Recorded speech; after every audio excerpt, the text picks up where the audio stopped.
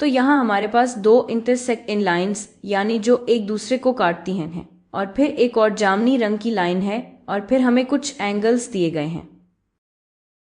बताया गया है कि यहाँ इस एंगल का मेजर 7x है, यहाँ इस एंगल का मेजर 60 डिग्रीज है और यहाँ इस एंगल का मेजर x है।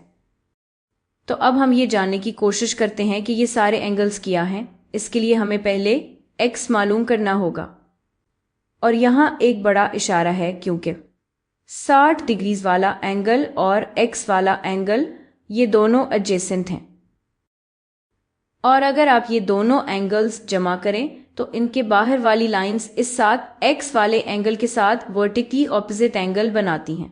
तो हम ये कह सकते हैं, थोड़ा सा बेहतर समझने के लिए मैं इसे रंग करके दिखाती हूँ। तो आप देखें, मैं इसे इस तरह कर रही हूँ। ये वाला एंगल जो बाहर की तरफ है, मैं इसके लिए एक नया रंग लगा रही हूँ जो मैंने अभी तक इस्तेमाल नहीं किया। ये पूरा एंगल यानी 60 डिग्रीज जमा x वर्टिकल एंगल है इस एंगल के साथ जिसकी मेजर 7x है। तो हम कह सकते हैं कि 60 डिग्रीज जमा x इक्वल है 7x के साथ, क्योंकि वर्टिकल एंगल्स बराबर होते हैं। तो आइए मैं इसे लिख लेती हूँ। हमारे पास 60 है और हम ये मान लेते हैं कि सब कुछ डिग्रीज में है। 60 जमा, मैं ये दूसरे रंग में लिखती हूँ, 60 जमा x इक्वल होगा 7x के साथ। और अब हमें सिर्फ x हल करना है।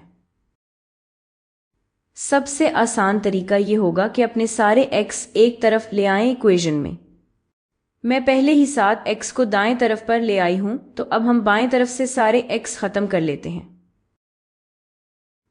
और सबसे आसान तरीका यह है कि बाएं तरफ से x माइनस कर लूं।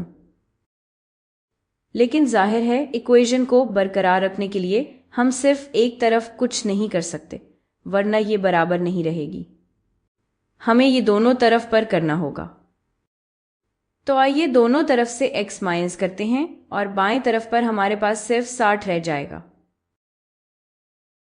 तो हमारे पास सिर्फ 60 रह गया और ये बराबर होगा 7x माइनस x के, यानी मेरे पास 7 चीज़ें थीं और मैंने इनमें से एक निकाल दी।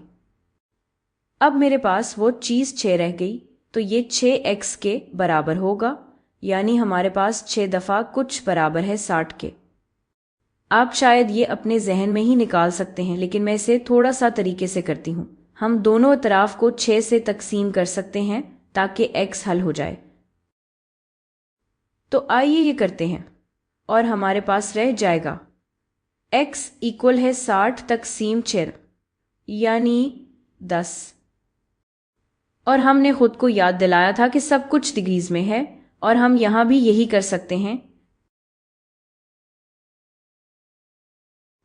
तो ये भी डिग्रीज में है। तो इस एंगल की मेजर जो यहां है वो है 10 डिग्रीज।